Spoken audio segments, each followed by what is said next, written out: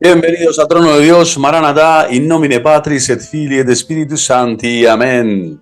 Dios Todopoderoso, Padre, Hijo y Espíritu Santo, nos concedan ahondar en el conocimiento de la verdad y seguir destruyendo y aniquilando al enemigo, que es el que ha promovido en la historia las leyendas negras de esta gran nación, de esta gran patria española, que tanta gloria ha dado a Dios y tanto bien y beneficio ha causado a tantas almas, a tantos hombres.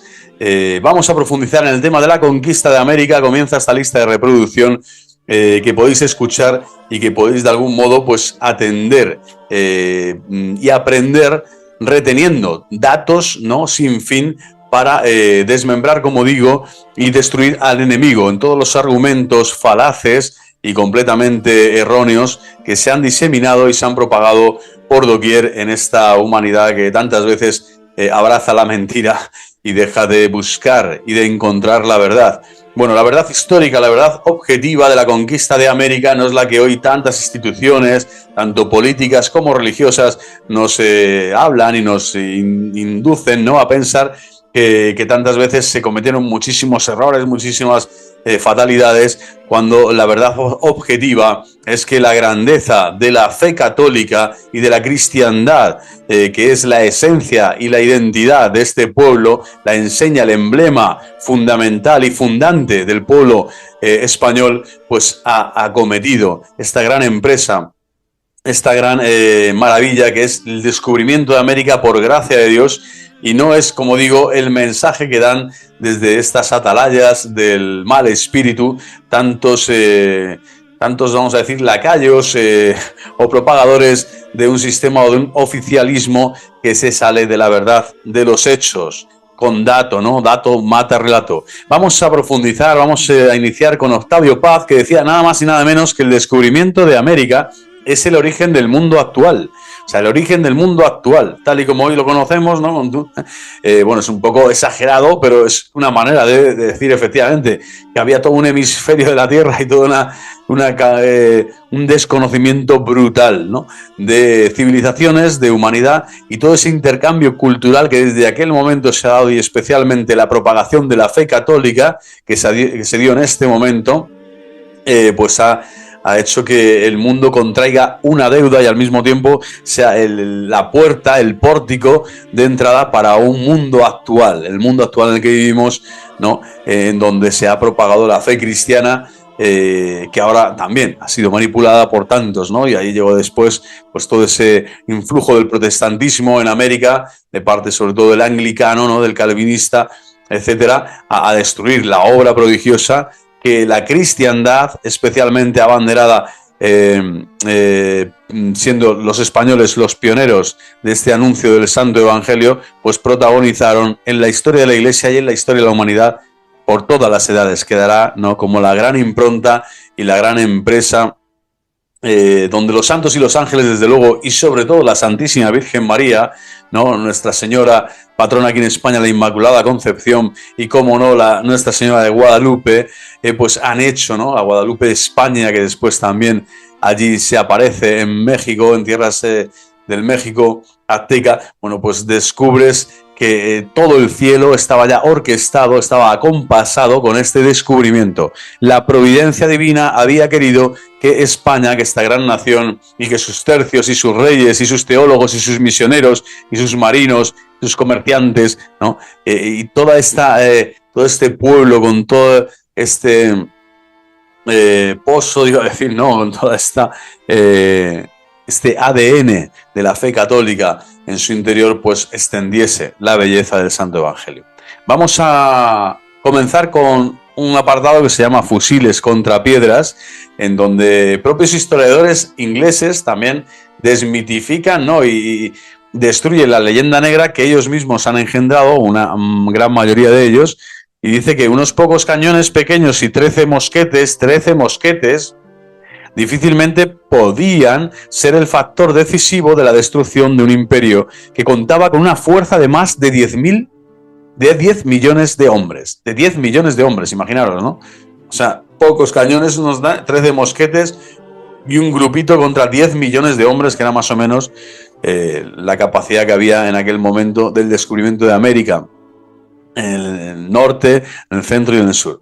Bueno, desde su imprenta en Frankfurt, el protestante y grabador flamenco Teodoro de Bray publica sus sensacionalistas libros cargados de espeluznantes relatos sobre la crueldad de los españoles, ¿no? También hay mucha basura, como verán en las redes, acerca de este tema, ¿no? A los textos acompañan no menos cantidad de imágenes todavía más alucinantes. Su original conjunción del texto-imagen, desconocida hasta el momento, fijaros que la imprenta el mundo anglosajón es el primero que comienza a extenderla, ¿no? Con motivos espurios, ¿no? De fondo, que eran mucho más políticos que religiosos, pero desde luego ya con una religión adulterada, como es el protestantismo y por lo tanto falsa. Es el origen del cómic actual y usan esta imprenta, como digo, para que esta conjunción de texto e imagen se quede, ¿no? Y se petrifique en la conciencia colectiva. La innegable calidad de sus abundantes grabados y el sensacionalismo de sus narraciones inventadas consiguen pronto una impresionante difusión de dichas obras en la Europa protestante del siglo XVI y más tarde entre los ilustrados del siglo XVIII. El siglo XVIII, del XVI al XVIII, básicamente ellos son el Internet actual. Ellos tienen todas las plataformas online, tienen todo el poder de los medios de comunicación y de información o desinformación conocido hasta ese momento. Un denominador común a las imágenes que muestra de Bray es el hecho de que siempre representa a los españoles con un mosquete, fusil antiguo, a hombros. Y todos los españoles que participaron en la conquista de América portaban armas de fuego, contra las que los pobres indios desarmados no pudieron hacer otra cosa, ¿no? Esta es la primera leyenda negra patética de estos historiadores falsos, ¿no? Dice, no pudieron hacer otra cosa que sucumbir, ¿no? Resignarse a la esclavitud, ¿no? Ese es el mensaje que pretendió transmitir, ¿no? De Bray. Y esa es precisamente, bueno, y las monarquías, ¿no? Falsas que están detrás financiando y sosteniendo toda esta leyenda negra. Esa es precisamente la única explicación que saben dar hoy día la mayoría de las personas ante el hecho innegable de que la conquista de América por los españoles supone la mayor desproporción de recursos humanos. O sea, no hay mayor desproporción de recursos humanos y tan vasto, ¿no? El continente descubierto, las tierras descubiertas y tan vasta después toda la obra prodigiosa de la cristiandad, la fundación de ciudades, de universidades, de calles, de pueblos, de plazas, no de hospitales, bueno, impresionante, de puertos.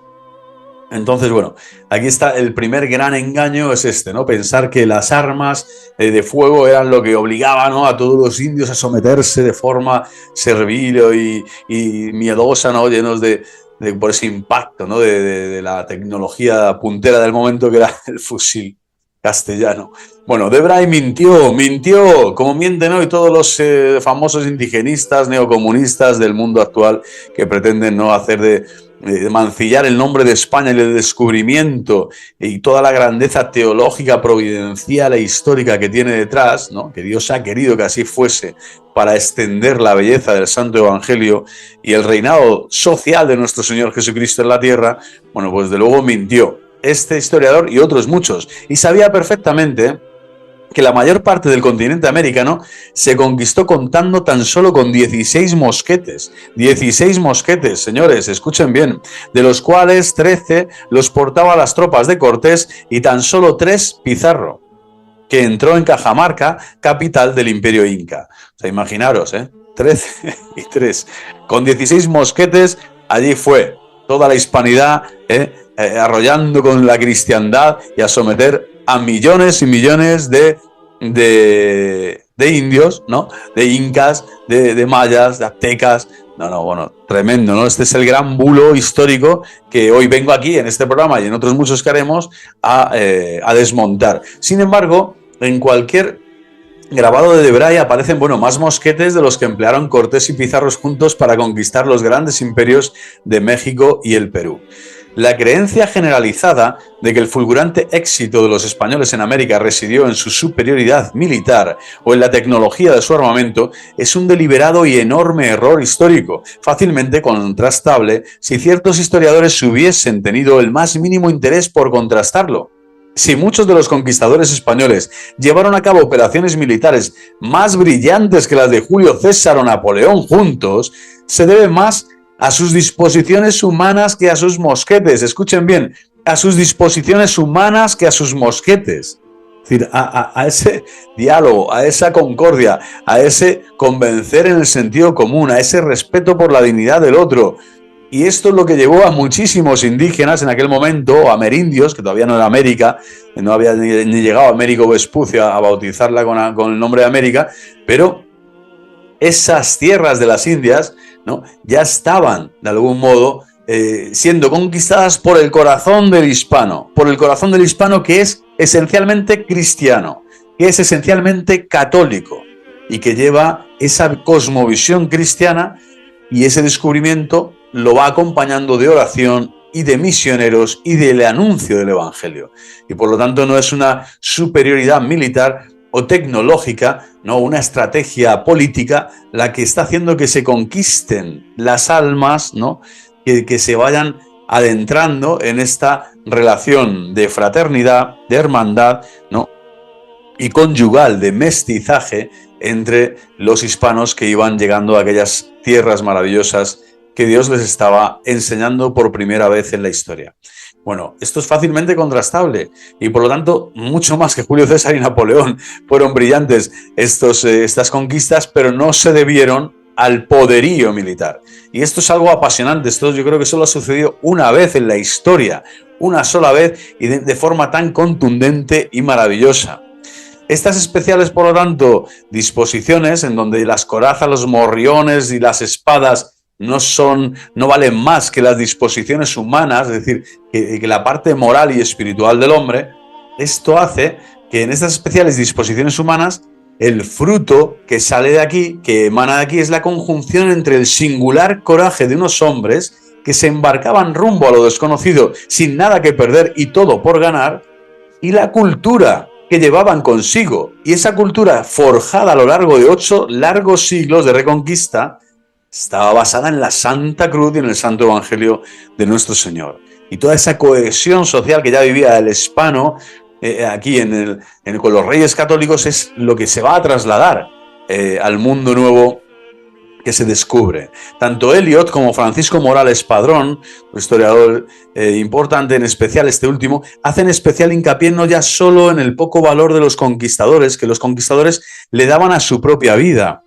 sino que en la profundísima convicción que tenían en el éxito, es decir, como que se habían puesto en manos de Dios y que en manos de Dios sabían que Dios iba adelante y les iba guiando, y que las carabelas, ¿no?, de Colón, pinta la niña de la Santa María, realmente son así. Es la cruz la que preside el propio descubrimiento del mundo nuevo, es la cruz de nuestro Señor Jesucristo. Ese éxito llega no el estilo calvinista, protestante, no si tienes éxito es porque eres más bueno, más santo, no, llega en cuanto y en tanto Dios te ha elegido para mostrar al mundo una luz, para ser sal, para ser fermento, ¿no? El éxito podía acabar eso en el martirio, en perder la propia vida, que es lo que dice aquí. Es una conjunción entre no tenemos nada que perder y mucho que ganar, y tenemos en nuestro corazón la pasión de Jesucristo y del Santo Evangelio para llevar allí donde el Señor nos lleve su santa verdad, la santa verdad. Esto es conquistar la verdad del hombre y la verdad de Dios, que es Jesucristo, verdadero Dios y verdadero hombre.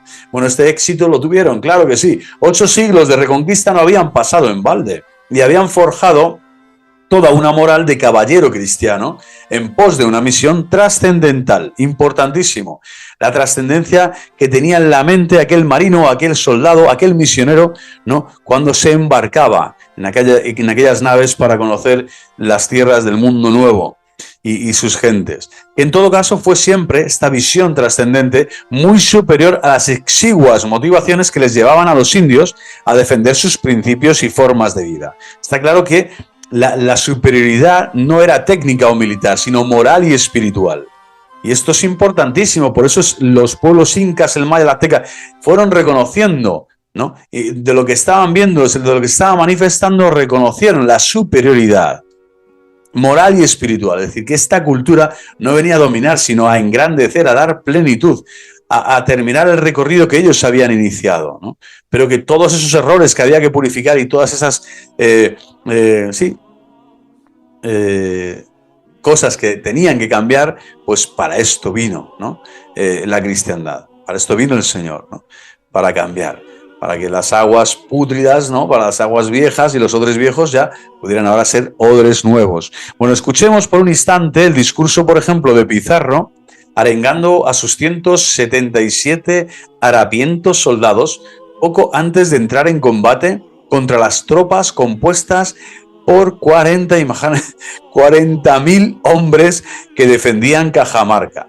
O sea, 167, pónganse bien aquí, contra medio estadio de fútbol. Santiago Bernabéu, ¿no? La mitad de un estadio, ¿no? Contra 167. Es decir, contra unos pocos ahí que estaban, un grupito. Y le dice nada más y nada menos, ¿no? El Imperio Inca, la capital del Imperio Inca, Cajamarca. Y este es el discurso de Pizarro. Escuchen bien. Tened todos ánimo y valor para hacer lo que espero de vosotros y lo que deben hacer todos los buenos españoles.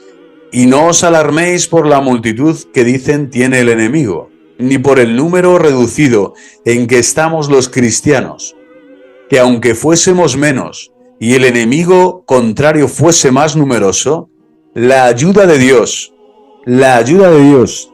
es más todavía, es mayor todavía. Y en la hora de la necesidad, Él ayuda y favorece a los suyos para desconcertar y humillar el orgullo de los infieles y atraerles al conocimiento de nuestra santa fe. Impresionante, ¿no? Impresionante. San Pizarro ruega por nosotros. O sea, este discurso no es capaz de hacerlo hoy, no solo ningún militar o político ya, sino prácticamente no es capaz de hacerlo ningún hombre del clero, ¿no? Diríamos, ni siquiera, ¿no? Entonces, imaginaros el orgullo, la fe, la visión trascendente que hay aquí en estas palabras, ¿no? Que recuerdo, ¿no? El libro de los Macabeos, ¿no? Cuando van a entrar en Jericó o cuando David está, ¿no? Por combatir al propio Goliat, ¿no? O a las incursiones que tienen que hacer el pueblo de Israel para ir conquistando, ¿no? Territorios siendo muy inferiores en número, ¿no? Sabiendo que Dios es Dios y que Dios está con ellos. Bueno, algo parecido, ¿no? Es una fe y una moral impresionante. Y esta alta moral, elemento prioritario en cualquier industria humana, sirvió para suplir la gran carencia de medios materiales con la que se encontraban los conquistadores españoles. Y sin duda supieron sacarle partido. Los conquistadores fueron gente profundamente imbuida de la cultura humanista renacentista. Y es ahí donde reside el arcano y último de su éxito, es el arcano, el secreto último de su éxito, en concebir al hombre como un ser portador de valores y capaz de decidir su propio destino. Estos ideales les conferían a los colonos españoles una extraordinaria confianza en sí mismos como personas, con independencia de lo que tuviesen o dejasen de tener, y sabiendo por supuesto que no eran pelagianos, es decir, contando siempre con Dios y con su gracia, por gracia de Dios, en la gracia de Dios, y ad mayor en gloria Dei, es decir, haciendo todo para mayor gloria de Dios. Resulta evidente que esto contrasta frontalmente con la cultura materialista imperante, donde se vale o se puede, decimos la actual y también aquellas culturas que tuvieran el materialismo como en grado supino, como algo en la cúspide de su pirámide cultural, bueno, donde se vale o se puede en función de lo que se tenga o no, ¿no? Y no de lo que se sea como persona. Esta filosofía del ser y al mismo tiempo de que esta cultura humanista, este humanismo cristiano del Renacimiento, que los reyes católicos están ya reformando en las propias reformas que acomete la Iglesia, pero también en todo lo que son las estructuras políticas de ese momento de la cristiandad en España, está haciendo una nueva generación de hombres formados, con la conciencia formada, con estos altos ideales cristianos y que pueden materializar la cultura de la fe, ¿no? De forma maravillosa por el respeto a la dignidad del ser de las personas, que es respetar en el fondo la ley natural, que es respetar, venerar, adorar al propio Dios, que es quien ha creado la ley natural. Bueno, para profundizar un poco más en la cuestión, he creído conveniente, y nos dice el autor, hacer una doble diferenciación entre los elementos materiales, ¿no? O armas con las que se luchó físicamente, y aquellos otros elementos de carácter más íntimamente humano con los que los conquistadores españoles supieron inclinar las victorias a su favor. Vamos con los elementos materiales de la conquista. Escuchen bien, en el mundo del siglo XXI existe una media de desigualdad tecnológica de 1 a 20, con respecto a la media de 1 a 1,5 que había en el siglo XVI. Es decir, había muchísima más igualdad que la que hay ahora en todos los continentes, en todos los territorios, ¿no?, y latitudes. ¿Qué quiere esto decir? Pues quiere decir, por ejemplo, que solo en la isla de Manhattan hay más metros de cableado eléctrico y de comunicaciones que en todo el continente africano, por ejemplo. O que mientras millones de personas usan a diario infinidad de veces el teléfono o el automóvil, más de la mitad de la población mundial jamás ha hecho una llamada, ni se ha subido a un coche. Quiere decir también que mientras 1/3 de la población mundial vive inmersa en la era tecnológica de las telecomunicaciones, el resto de las 2/3 partes vive en niveles de desarrollo efectivo inferiores a los del mundo rural en tiempos del Imperio Romano. Inferiores a los del Imperio Romano, imaginaros. Quiero sacar estos datos anecdóticos a colación simplemente para decir que lo que hoy ocurre antes no ocurría, y que si hoy día la desproporción militar entre la primera potencia mundial de nuestro tiempo, los Estados Unidos, y cualquier otro país es casi infinita, en el siglo XVI esas diferencias eran perfectamente cuantificables y no estaban tanto en la superioridad tecnológica como en la simple cantidad de dispositivos humanos y materiales con que contase cada uno. Los conquistadores españoles poseían armas de fuego y espadas de acero, mientras que los indios solo contaban con armas de madera con puntas de piedra, ¿no? Y también con las flechas, ¿no?, arcos, etcétera, ¿no? También lanzaban las ondas, ¿no?, los incas, eran grandes honderos. Bueno, esto es lo que nos han contado, ¿vale? Y esto es cierto. Pero esta afirmación no ha de presuponer que el conjunto de los efectivos españoles fuese superior al de los indios. Por dos motivos. En primer lugar, la efectividad real de esas primeras armas de fuego apenas era superior a las flechas y lanzas indígenas. Y en segundo lugar, por cuanto que los indios no solo eran tremendamente superiores en número, sino que también formaban parte de ejércitos y sociedades con un alto nivel de organización y jerarquización, frente a los escasos efectivos humanos con que se encontraban los españoles. Antes nos han puesto el ejemplo de la entrada de Pizarro en la capital del Imperio Inca. Bueno, dentro del análisis del armamento español, lo que más nos sorprende es el hecho de que mientras la presencia de armas de fuego es prácticamente anecdótica, la gran mayoría de españoles no poseía siquiera algún tipo de arma arrojadiza, sino tan solo armas blancas de cuerpo a cuerpo como espadas o alabardas, y los pocos que tenían armas con las que matar a distancia contaban con simples ballestas con las que disparaban flechas.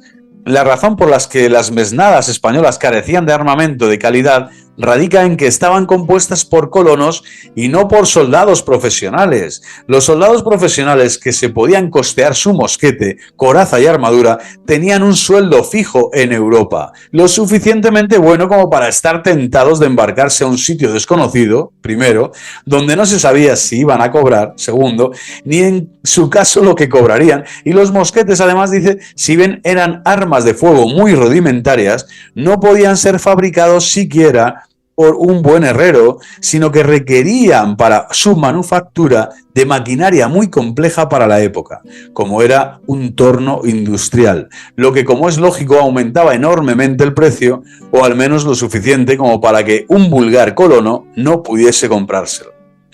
Por otro lado, los pocos mosquetes que llegaron a América resultaron muchas veces ineficaces a la hora de usarlos contra los indios, pues estos atacaban por sorpresa y los mosquetes precisaban de varios minutos antes de hacer el primer disparo. Los mosquetes españoles sí fueron eficaces y muy decisivos en las batallas europeas de la primera mitad del siglo XVI. Pero batallas siempre a campo abierto y entre dos ejércitos compactos y bien abigarrados, que a veces hasta quedaban a la hora a la que iban a comenzar la batalla y a dispararse. ¿Y en quién tenía el honor de disparar primero? Incluso eso lo hablaban, ¿no? En esas circunstancias en las que no importaba el tiempo que precisaba el mosquete para disparar, ni la precisión, pues entre tantos enemigos juntos ya caería alguno, pues dicha arma sí era eficaz. pero en un ataque sorpresa el mosquete llegó a usarse más como garrota que como arma de fuego. O sea, esto estamos hablando de términos reales, esta es la historia objetiva. ¿Vale? Que nadie y estamos hablando de los medios materiales, por lo tanto que nadie nos diga que son los mosquetes los que vencen al indígena, ¿no? Y le someten, para nada, absurdo, ¿no? Se usó más como garrota y los pocos que había, 13 por un lado y 3 por otro, 3 de Pizarro y 13 de Cortés. Estas primeras armas de fuego consistían básicamente en un largo tubo de acero apoyado sobre un tablón con un diámetro interior o calibre de unos 15 milímetros. Dicho tubo se encontraba cerrado en el extremo que daba a la parte del tablón que hacía las veces de culata, y casi al fin del tubo, por un lado en el que éste se cerraba, se encontraba un pequeño agujero que se atravesaba la pared del tubo y sobre el cual coincidía el final del recorrido de una palanca que en su extremo sostenía una mecha de algodón. Por simple que parezca la descripción del arma, contiene todo lo que se puede decir de un mosquete. La operación de carga era relativamente rápida si se disponía a mano de todos los elementos necesarios y no tenía por qué requerir de más de 30 segundos, ¿no? Más de 30 segundos, pero bueno, con experiencia ya, ¿no? Suponiendo que no hubiese que limpiar la carbonilla que quedaba pegada a las paredes del cañón y que impedía introducir la bala. Operación imprescindible cada 5 o 10 disparos, esto de limpiar el tubo por dentro. Bueno, en función de la calidad o el nivel de humedad también de la pólvora. La operación de carga se realizaba introduciendo por la parte abierta del tubo la boca del cañón, la pólvora, y a continuación una bola de estopa, papel, tela o cualquier otra cosa que sirviese para comprimir la carga explosiva mediante un palo largo de madera llamado baqueta. Después se introducía la bala, una bola de plomo más o menos redonda y del tamaño de una canica gorda que también entraba por la boca del cañón a golpe de baqueta. Por último se introducía pólvora en granulado fino, conocida como polvorilla, por el agujerillo que había a un lado del cañón y pegando a la culata, hasta que dicho orificio rebosaba. Con estas operaciones, como he señalado antes, no tenían por qué durar más de 30 segundos en manos de un tirador experimentado, quedaba finalizada la operación de cargar el mosquete. Ahora solo restaba disparar. Pero para poder disparar tenía primero que estar encendida la mecha de algodón con la que se iniciaba el proceso de disparo al provocar la ignición de la pólvora, la cual a través del agujero hacía explotar la pólvora depositada en el interior del cañón y que hacía salir impelido el proyectil. Bueno, en resumen, madre mía, ¿no? Qué descripción. En resumen, que para poder disparar un mosquete cargado, la mecha de algodón tenía que estar primero encendida. Y ahí es donde estaba el problema gordo. Pues en esa época no había todavía cerillas, ni muchísimo menos mecheros. Y la única forma de encender fuego era a base de pedernal, ¿no? Piedra ahí, flotando, piedra contra piedra. El mismo sistema que se venía empleando todavía desde la edad de las cavernas. Y en esta operación se podía llegar a tardar bastantes minutos. Una vez que el mosquete se encontraba cargado y la mecha encendida, ya se podía disparar. Pero para disparar lo lógico es apuntar primero. Otro asunto escabroso, pues el mosquete pesaba lo suficiente como para que ni siquiera un buen zagal castellano lo pudiese sostener sostener a pulso, sin que le temblara el cañón. Y para esto, para subsanar este pequeño inconveniente, pequeño entre comillas, se apoyaba el mosquete sobre un utensilio llamado horquilla. Y la horquilla, que era una vara de madera de 1,5 metros más o menos, con punta de hierro en un extremo que servía para clavar la horquilla en el suelo y una U metálica en el otro extremo, en la parte de arriba donde se iba a poner el mosquete, bueno, y en la cual se encajaba el mosquete. Bueno, pues esta es la...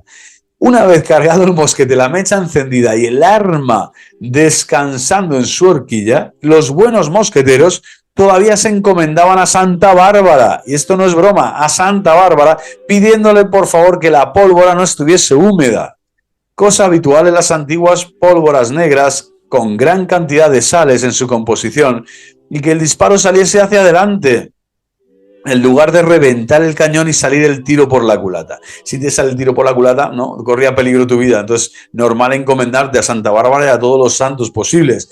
En resumen, y basándome en pruebas reales que he efectuado, resulta que en el mismo tiempo que se requería para realizar todas estas engorrosas operaciones que he descrito sucintamente, un indio tenía tiempo para disparar una media de hasta 20 flechas. Evidentemente el alcance, la precisión y el poder de penetración de una bala de mosquete era muy superior al de una flecha, pero no lo suficiente como para subsanar un déficit de carencia de tiro de 1 a 20, de 1 a 20. O sea, que imaginaros que toda esta patraña de leyenda negra de pensar que el mosquete era lo que hizo que el español invadiese, dominase y subyugase al enemigo, ¿no? Falso completamente, ¿no? Pero gracias a Dios los conquistadores que portaban mosquetes eran los que menos. De lo contrario hubiese sido impensable la conquista del Nuevo Mundo. El arma más comúnmente usada por los españoles para matar a distancia era, aunque parezca increíble, la ballesta, inventada en tiempos del Imperio Romano y perfeccionada en la Edad Media.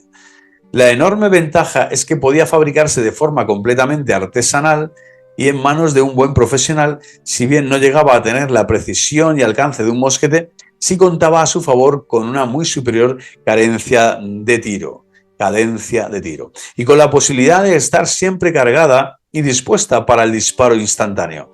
Estos atributos hicieron de la ballesta el arma más usada en las batallas que España libraba en los campos europeos de la primera mitad del siglo XVI. Pero en América, donde había una gran desventaja numérica con respecto al enemigo, y donde las batallas, en lugar de ser entre grandes distancias a campo abierto, se libraban a cortas distancias y en forma de escaramuzas, no resultaba ser tan útil, y apenas se podía decir que quedaba en igualdad de condiciones con respecto a los arcos y flechas de los indios. Otra arma que usaron los españoles fue el falconete, una especie de cañón pequeño, de bronce, que normalmente estaba fijo en el castillo de popa de los barcos, pero que con frecuencia se desmontaba del barco y se cargaba a lomos de un mulo o incluso a la espalda de un hombre, fortachón seguro, porque si no, estos falconetes los empleó Cortés con bastante efectividad en Tenochtitlán, y Pizarro en Cajamarca, es decir, la capital del Imperio Inca y la capital del Imperio Azteca. No tenían nada que ver con lo que hoy podemos imaginar al pensar en un cañón antiguo de los que iban montados sobre cureñas con grandes ruedas, pues si bien tenían más o menos la misma forma, eran bastante más pequeños. Estos cañones disparaban bolas macizas de hierro de apenas unos 3 centímetros de calibre, que si bien eran eficaces para abrirle una brecha al casco de un barco de madera, no tenían la más mínima utilidad como piedras de artillería, pues eran completamente inútiles para bombardear, dado que los proyectiles no eran explosivos, ni para destruir fortificaciones, por su pequeño calibre. Sin embargo, sí resultaron bastante buenos, aparte de hacer mucho ruido a la hora de disparar a bocajarros sobre grupos de indios, sobre todo si se sustituía su proyectil de hierro por un buen puñado de balas de mosquete, con lo cual no era difícil matar a media docena de indios de un disparo. Pero las armas verdaderamente decisivas fueron la espada, la coraza y el caballo. Repetimos, las armas decisivas fueron la espada, la coraza y el caballo. Armas sin las cuales no quepa duda de que los españoles no hubiesen podido hacer nada. La técnica militar del asalto de caballería se venía usando desde hacía 2000 años antes, desde los tiempos de Alejandro Magno. La coraza confería seguridad y confianza al soldado en el cuerpo a cuerpo, y el caballo permitía entrar al galope entre el grueso de los enemigos, dando mandoblazos a diestro y siniestro y causando gran número de bajas, así como una gran facilidad de maniobra y movimiento para retirarse tras la carga. Estamos viendo que hay conflicto. El descubrimiento de América hubo conflicto militar, pero estamos ahora centrados en este aspecto de lo material y de la estrategia militar y de las armas que realmente se usaron, si fueron efectivas o no lo eran, etc.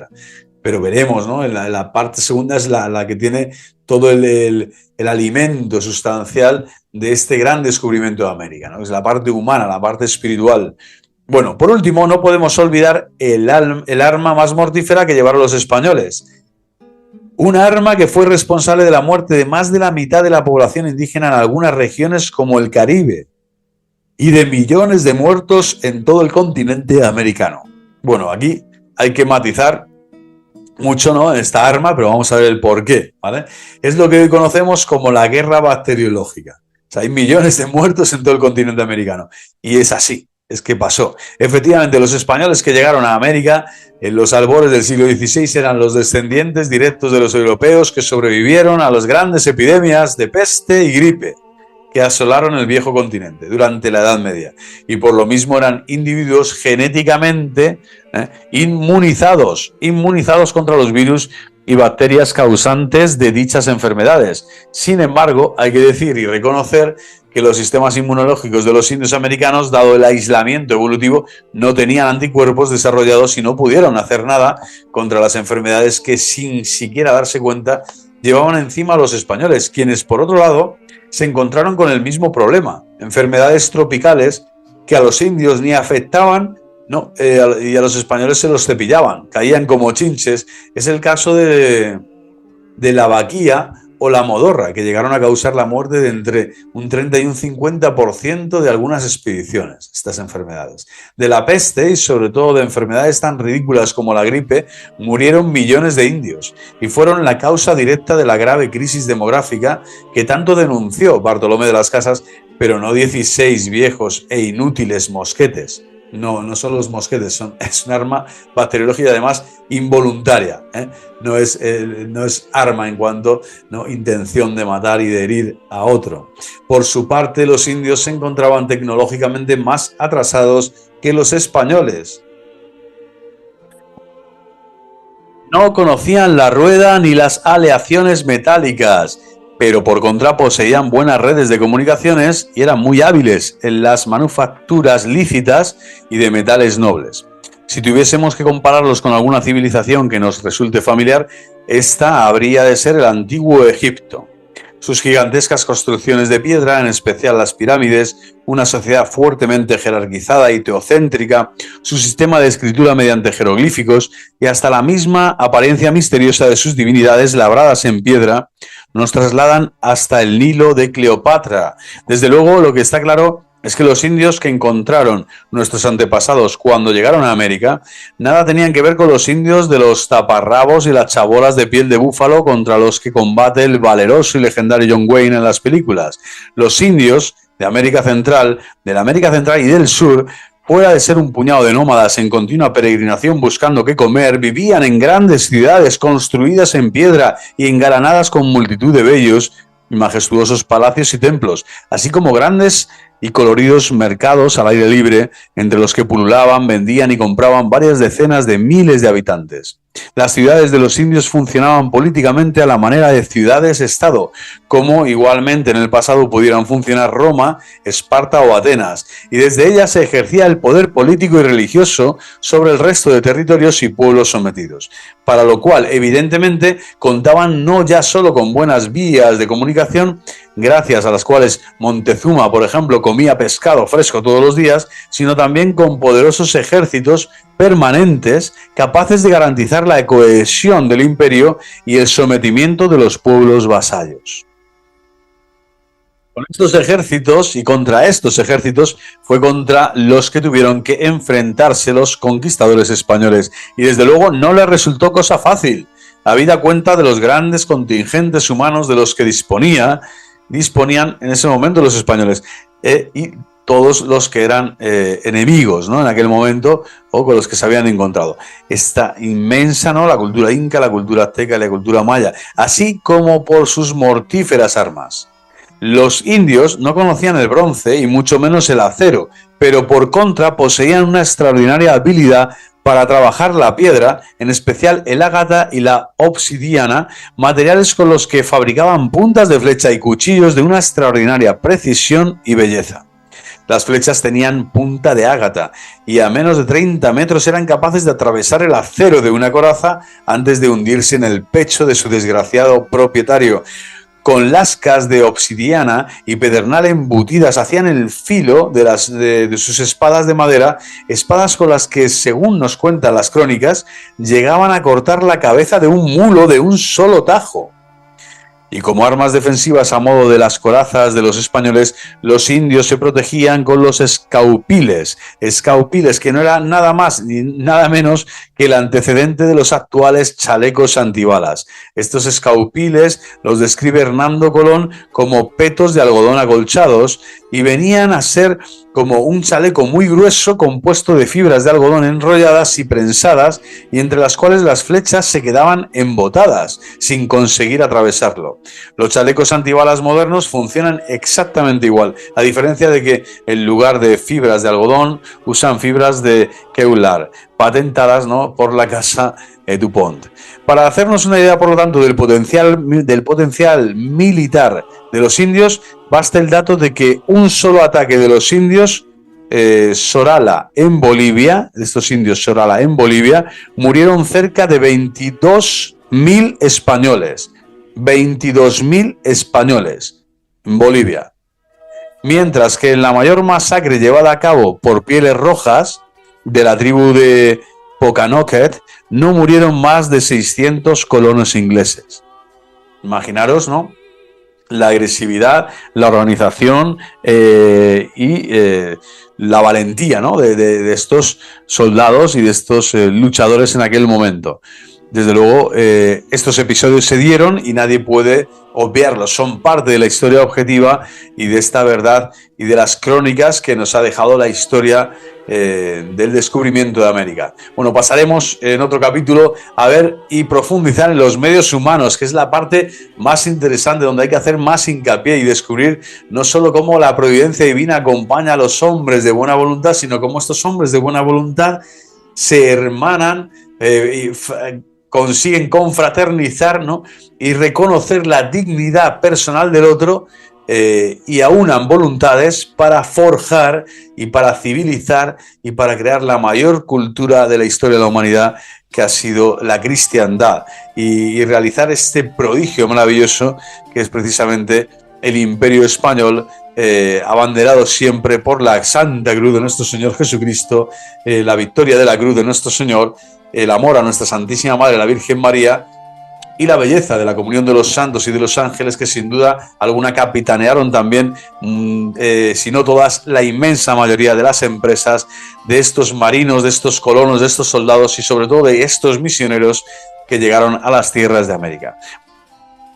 Bienvenidos a Trono de Dios, Maranatá. Seguimos en esta lista de reproducción de descubrimiento de América, anunciando que la verdad histórica se une a la verdad espiritual, que es Jesucristo, Jesucristo y Jesucristo, nuestro Señor, el Rey, Señor de la historia y de los hombres. Y en esta visión del cosmos y del origen de nuestra fe católica, que es Jesucristo, pues es como podemos comprender y acercarnos a este acontecimiento prodigioso, providencial, que es el descubrimiento de América. En el pasado vídeo, en el primero, dimos todos los elementos materiales y tantos bulos y falsedades que hay respecto de este asunto de los medios, de la armamentística, de las estrategias y del poderío y el potencial también de los indios a la hora de enfrentarse a los españoles. Ahora vamos a ver los medios humanos y cómo este éxito, este descubrimiento fue acompañado realmente por la providencia y por la gracia de Dios, y cómo esta cultura hispana que estaba... daba origen siempre, dio origen en su hispanidad desde el catolicismo, desde la cristiandad, pues fue la que funda y fundamenta el encuentro con estas culturas y hace que se extienda posteriormente el Santo Evangelio a través de los misioneros y del trabajo de los apóstoles y de todo el pueblo santo de Dios, de todos los colonos, de todos los soldados, de todos los matrimonios que se dieron desde el primer momento, es decir, el mestizaje que se dio del hispano en aquellas tierras con los indios. Bueno, vamos a aterrizar hoy, vamos a comenzar encomendándonos como siempre a nuestro Señor, in nomine Patris et Filii Spiritus Sancti, amén.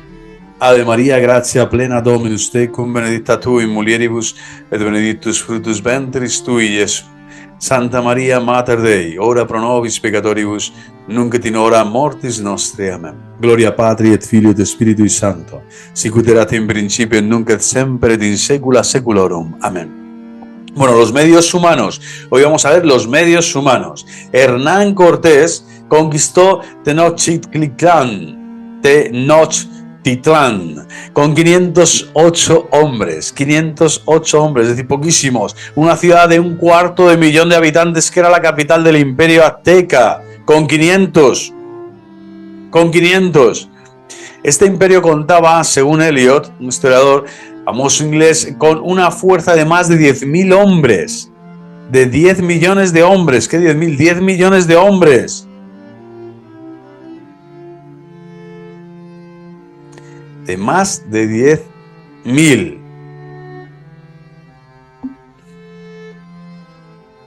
Aquí dice 10 millones de hombres.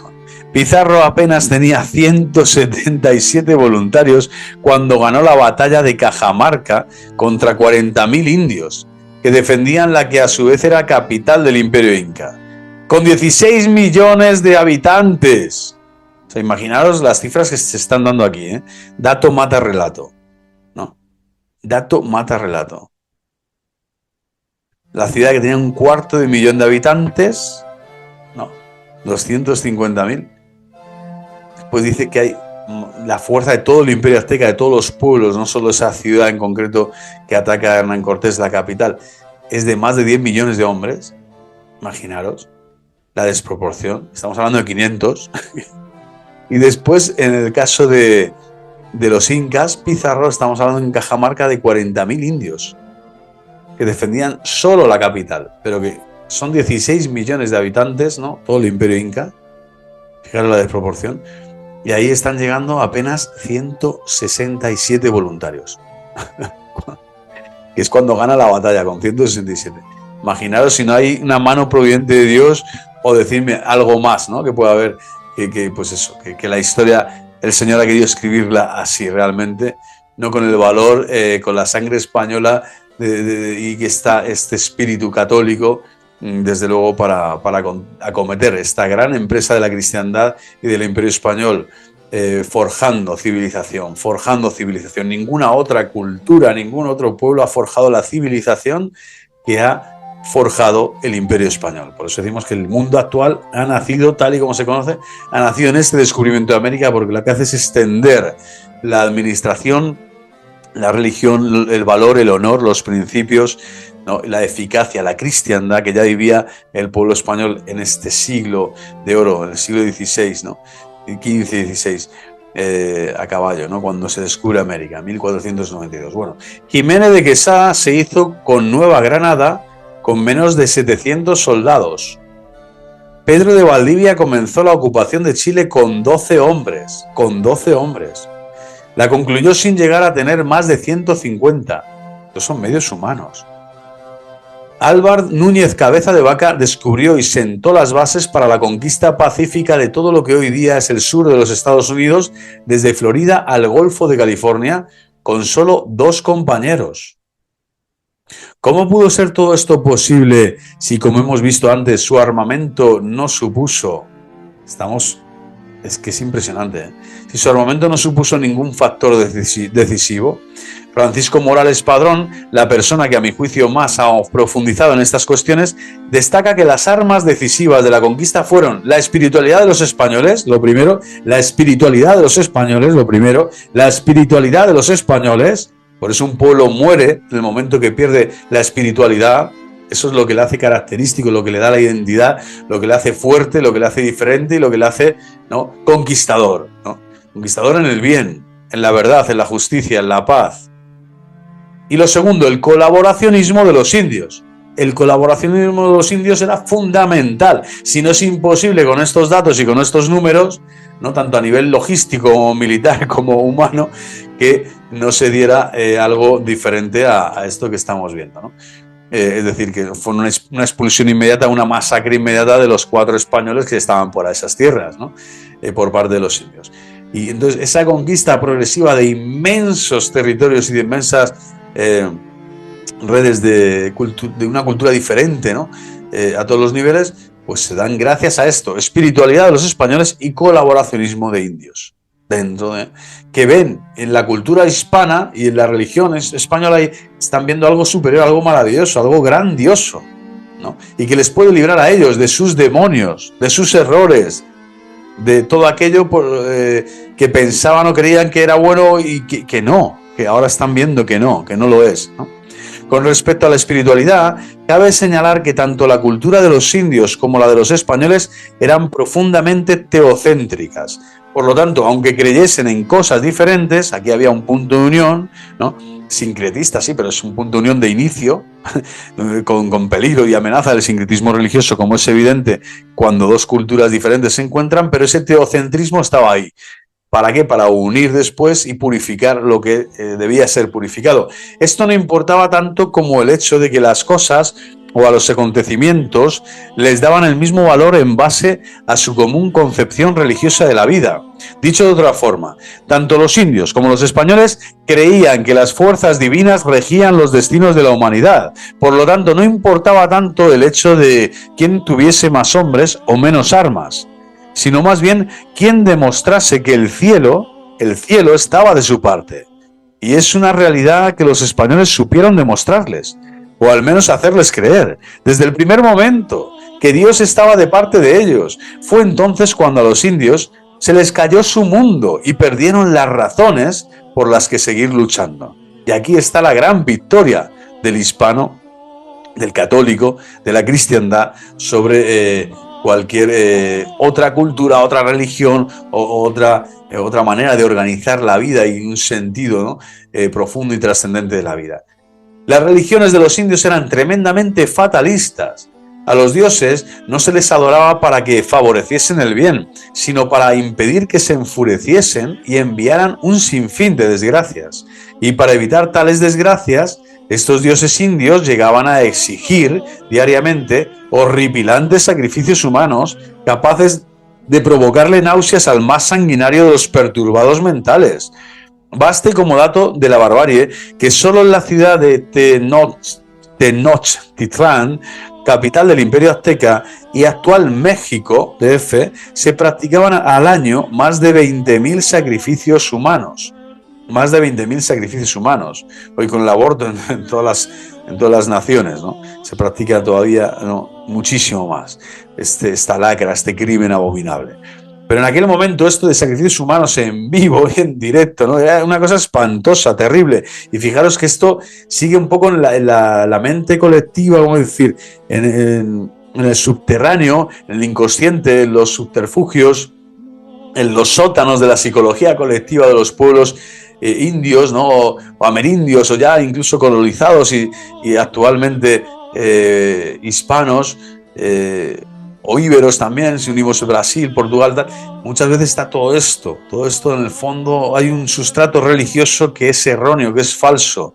¿Por qué? Porque es fatalista, hay una predestinación errónea, hay mucha superstición, hay un bagaje de toma y daca, de yo te doy, tú me das, de una compraventa de lo divino, todo ese mundo, ¿no?, de la magia, de las cartas, pues efectivamente es parte de aquí, de esta mentalidad ya errónea que les llevaba a ofrecer, pues eso, lo más querido a sus propias gentes, a sus propios hijos, ¿no?, desde este engaño diabólico, ¿no?, de pensar que Dios, que es malo, ¿no?, en cualquier momento te realizaba, te vencía, te daba un mal, ¿no? Y todo el mal lo explicaban desde ahí, desde esta visión fatalista, lo cual es muy pernicioso, ¿no?, para hacer un desarrollo, ¿no?, para que el hombre realmente se desarrolle psicológica, afectiva y espiritualmente de acuerdo a la verdad antropológica, a la verdad de su ser y de todo lo que en este mundo tiene que experimentar, incluyendo la enfermedad y la muerte, pero no viéndola como lo último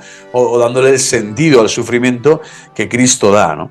Esto después lo van a descubrir muchos indios y por eso se convertirán y dejarán de hacer lo que estaban haciendo.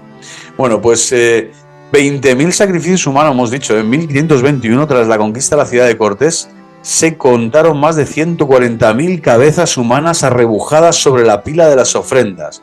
Más de 140.000 cabezas humanas. En estos sacrificios se extraía el corazón palpitante y se depositaba como ofrenda en el altar del fuego de los dioses, y asimismo con la sangre se embadurnaban las paredes interiores del altar. El cadáver mutilado era arrojado pirámide abajo, donde la multitud congregada se agolpaba ansiosa para disputarse un buen bocado con los descuartizados restos del cuerpo. El canibalismo religioso de los indios llegó a tales extremos que modernos estudios antropológicos han demostrado que prácticamente la totalidad de la dieta proteínica de los habitantes de Tenochtitlán provenía de engullirse a sus parientes. Aún así, lo más destacable de la crueldad de estos sacrificios no estaba tanto en cómo los hacían, sino quiénes se lo hacían. Y cuando digo que se engullían a sus parientes, me estoy refiriendo literalmente, o sea, esto es impresionante, me estoy refiriendo literalmente a que buena parte de las víctimas propiciatorias formaban parte de los tributos con que los diversos pueblos sometidos tenían que pagar sus galevas, sus gabelas a los emperadores indios. Y supongo que esto no debía contentar demasiado a aquellas poblaciones indias sometidas, que aparte de vivir oprimidos y contribuir con fuertes impuestos al sostenimiento de sus líderes políticos religiosos, también tenían que entregar a alguno de estos hijos, de sus hijos, que con tanto esmero criaban, para los fines sagrados de unos sádicos sacerdotes disfrazados a base de plumas y abalorios, y con los que adoraban a unos esperpénticos dioses de piedra. A todo esto hay que añadir unas misteriosas profecías muy similares y comunes a las diversas creencias de los distintos pueblos y que coincidían básicamente en el convencimiento de que un día aparecerían por Oriente y sobre casas flotantes unos hombres blancos y con barba, enviados por los dioses como castigo, y que acabarían con sus viejas culturas para crear una nueva y superior. Para los aztecas este mito era conocido como Quetzalcóatl, para los incas como Viracocha y para los indios de Nueva Granada como Pochica. A estas profecías se unían otra serie de creencias como por ejemplo que tanto los españoles como sus caballos eran inmortales. Los españoles supieron rentabilizar su gran superioridad religiosa sobre las bárbaras e infantiles creencias de los indios para ganar una guerra que les hubiese sido imposible librar con sus escasísimos medios materiales y humanos. Esto les fue posible gracias a dos etapas. Esta, en realidad, les fue posible gracias a dos etapas. En primer lugar, jugando a la guerra psicológica, aprovechándose de estas creencias y convenciéndoles de que su Dios era el verdadero y que los dioses de los indios no eran más que fantoches de piedra. Y en segundo lugar, y una vez demostrado que su Dios era el verdadero, supieron atraerles a su religión y hacerles ver que, aun con todos los fallos personales, esta nueva religión era más justa y humana y que valía más la pena vivir como cristianos y españoles a seguir manteniéndolo con sus bárbaras creencias, ¿no? Manteniendo sus bárbaras creencias. Para ganar la guerra psicológica, los conquistadores no dudaron en exprimir su imaginación inventando todo tipo de argucias que desde luego les dieron mejor resultado que todas sus corazas y mosquetes. Trucos usados tanto por Cortés como después por Pizarro fueron el enterrar a escondidas a los soldados y caballos muertos para que los indios siguiesen creyendo que eran inmortales, o el jugarse la vida subiéndose a un altar con un martillo en presencia de todos los indios del pueblo para demostrarles que podían golpear y destruir a sus dioses de piedra sin miedo a que estos enviasen un terrorífico rayo destructor. De esta forma acabó Cortés con todos los ídolos de las ciudades por las que iba avanzando, y Pizarro, San Cortés y San Pizarro, con el santuario de Pachacama. Muchos historiadores han criticado esta costumbre de los conquistadores extremeños como de inculta y hasta de pro-talibán, y sin embargo no dicen nada acerca de que la única utilidad de esos altares era la de sacrificar cruelmente cada año a decenas de millares de personas, a las que luego engullían en una paranoica orgía caníbal. Evidentemente los indios no eran tontos y terminaban descubriendo que todos esos trucos no eran más que ingeniosas y falsas argucias, pero también es verdad que para aquel entonces ya muchos de ellos se habían convencido por sí mismos de que era mejor una religión que predicaba el amor y tenía a Dios por padre de los hombres, antes que otra que solo consideraba a los hombres como víctimas propiciatorias de sus sacrificios. No todos los españoles fueron un ejemplo amoroso de cristianismo, incluso los hubo que en crueldad no tenían nada que envidiar a los sacerdotes indios, pero tampoco sería verdadero ni justo generalizar diciendo que la mayoría de los españoles se comportase de forma tan deshonrosa. El descontento de las poblaciones periféricas de indios sometidos por las ciudades-estado, este es un dato importantísimo, el descontento de las poblaciones periféricas de los indios sometidos por las ciudades-estado y la convicción de que la religión y la forma de vida de los españoles era mejor de la que hasta entonces habían venido teniendo, predispuso a dichas poblaciones, a dichas poblaciones de indios a unirse a los españoles para luchar junto a ellos, este colaboracionismo que habíamos hablado antes. al punto de que en muchos casos, fijaros, más del 90% de las tropas y efectivos, más del 90% de las tropas y efectivos con que contaron los españoles eran indígenas americanos. Así, Cortés, para la conquista de México, contó con la ayuda de los poderosos pueblos de los totonacas, de Zempoal y los tzaltecas. Balboa tuvo de su lado a 12 grandes caciques como Dabaibe, Careta, Cherú, Nicarao, Mumicoya. Pedro de Heredia conquistó Venezuela y Colombia con la ayuda del cacique Hinaldo. Pizarro sometió el Perú en colaboración con la etnia de los huancos, y el Río de la Plata pasó a formar parte de la corona gracias al colaboracionismo de los guaraníes. Sin miedo al error, se podría afirmar que los españoles, más que conquistar América, lo que hicieron fue provocar una revolución indígena y popular que supuso el derrumbe de los grandes imperios americanos. Repetimos, lo que hicieron los españoles fue provocar una revolución indígena y popular que supuso el derrumbe de los grandes imperios americanos.